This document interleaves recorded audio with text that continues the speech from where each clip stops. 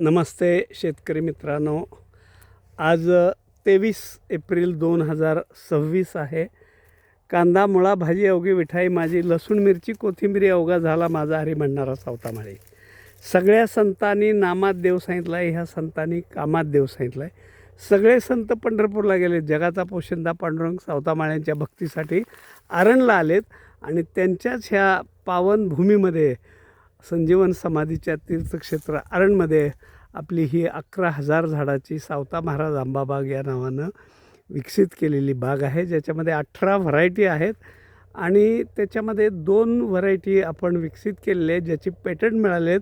आज आपण ज्या झाडाजवळ उभा आहोत ते सावता आंबा 2 किलोचा आंबा आहे आणि आपली ही बाग बघायला फलटण तालुक्यातील प्रगतशील बागायतदार आलेत. प्रशासनात नोकरी केलेली आहेत, ही रिटायर झालेली मंडळी आहेत.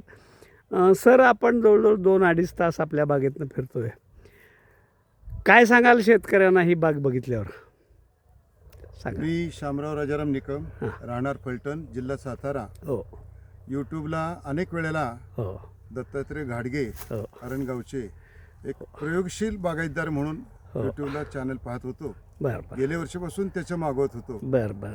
आणि परवा माझे मित्र रणसिंग साहेब स्टेट बँकेमध्ये कृषी विकास अधिकारी म्हणून हो. कार्यरत असणारे. हो.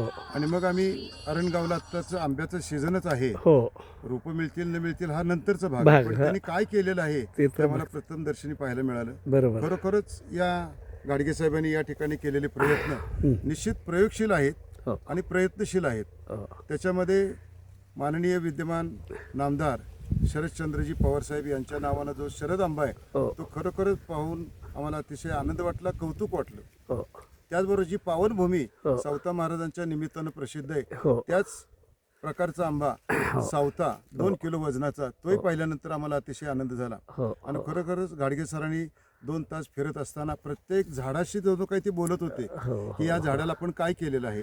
पण पाण्याचे दुर्भिक्ष त्याच्यावरच त्यांनी लढत दिलेली आहे. त्यांचं शेततळं पाहिलं की अजून 15 दिवस सुद्धा पाणी पुरणार नाही.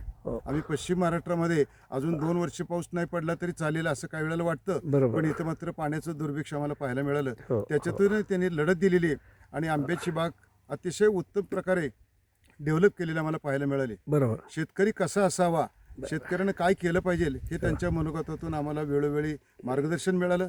निश्चितपणे आम्ही शेती या अनुषंगानं अनेक आमच्या मित्रमंडळींना या गाडगे साहेबांचा परिचय करून देऊ आणि आंब्याच्या बागेमध्ये येऊन प्रथमदर्शनी त्यांना त्याचं मार्गदर्शन, किंबहुना जिथं कृषी विद्यालय आहेत त्यांनाही मार्गदर्शन करण्यासाठी ते तत्पर असतात. फलटण सारख्या ठिकाणी कृषी महाविद्यालय आहे, ॲग्रिकल्चर स्कूल आहे. अशा विद्यार्थ्यांना इथं खरं सहली जर आणली आणि दाखवलं तर एक मनुष्य काय करू शकतो हे एक ज्वलंत उदाहरण आज आम्हाला या ठिकाणी पाहायला मिळालं. आम्ही त्यांचं अभिनंदन करतो, कौतुक करतो. शरद आंब्याला शरद नाव का दिलं तर या देशाचे कृषी मंत्री शरद पवार साहेब असताना त्यांनी फलोद्यानामध्ये विशेषतः वाहून घेतलं. कृषी विकास केंद्र याच्यातही आम्ही भेट देतो किंवा लाईव्ह प्रदर्शन बघतो. त्याच्यामुळं निश्चितपणानं गाडगे साहेबांना वाटलं की आपण या आंब्याला शरद नाव देऊया. म्हणजे पवार साहेबांचं निश्चितपणानं या ठिकाणी कौतुक केलं पाहिजे की शेतकऱ्यांसाठी त्यांचा जीव किती तळमळत होता आणि त्या पेटंटला मिळाल्यानंतर त्या आंब्याला त्यांनी शरद आंबा असं नाव दिलेलं आहे. जवळजवळ आत्ताच मला वाटतं हार्वेस्टिंगच्या अजून 15-3 आठवडे बाकी असताना 2.5-3 किलोचं वजनाचं आंब्याचं फळ आहे आणि 5व्या-6व्या वर्षी फळ जर एका झाडाला 12 फळं मिळाली तर 12-36 याप्रमाणे जवळजवळ 300-350 किलो आंबा एका झाडाला मिळणार आहे. अगदी बरोबर. अशा प्रकारे आम्हाला या ठिकाणी आल्यानंतर खूप आनंद वाटला. गाडगे साहेबांचं पुन्हा एकदा खूप खूप कौतुक आणि अभिनंदन आणि आभार. धन्यवाद सर. रणसिंग साहेब, आपण स्टेट बँकेमध्ये कृषी विकास अधिकारी म्हणा किंवा वरच्या पोस्टवर काम केलेलं आहे. आपण एवढी ही बाग बघतोय तर आपण काय सांगाल? शेतकऱ्याला कष्टाशिवाय पर्याय नाही हे म्हणतात, हे गाडगे साहेबांकडे बघितल्यावर योग्यच वाटतं. परंतु शोकांतिका शेतकऱ्याची त्यांनी बोलून दाखवली की आपण प्रोडक्शन करू शकतो, प्रोसेसिंगमध्ये आपण कमी पडत असल्यामुळे शेतकरी हा शेवटपर्यंत अडचणीतच राहणार. ह्याच्याबद्दल कुणालाही शंका याची कारण नाही. पण सरांनी जे काय आंब्यात काम केलेलं आहे, रिटायर झाल्यानंतर वयाच्या 65व्या वर्षी त्यांनी सुरुवात केलेली, परंतु 5 वर्षात ते त्यांनी जे कष्ट केलेले आहेत हॅट्स टू यू सर. हो हो हो धन्यवाद सर. आपण आमची बाग बघितली. एकीकडं महाराष्ट्रातला शेतकरी आत्महत्या करतो, विशेषतः विदर्भ असेल, मराठवाडा असेल, तरुण वर्ग शेतीपासून दुरावत चालला आहे. काय सांगाल त्यांना आपण? बोला.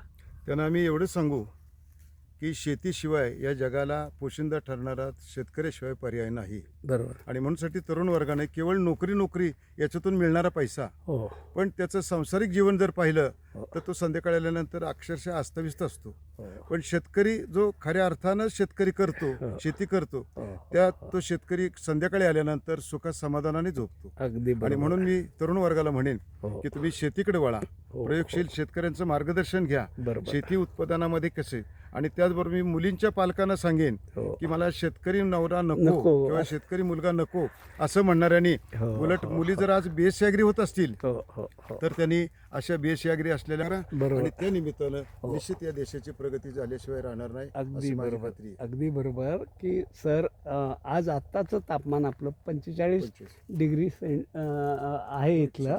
आणि ह्या वातावरणामध्ये आपण आमची बाग बघायला आलात. साधारण अजून आठवड्याभरात आमच्या आंब्याला पाड लागेल. काही ठिकाणी पाडाचे आंबे आहेत, आता आपण त्याची चवही चखूयात. पण आमचा आंबा खायला आपण अजून एक 8 ते 10 दिवसानं जर आपल्याला वेळ असेल तर आपण आमच्या बागेला पुन्हा एकदा भेट द्या, ही आग्रहाची विनंती. धन्यवाद. Thank you sir.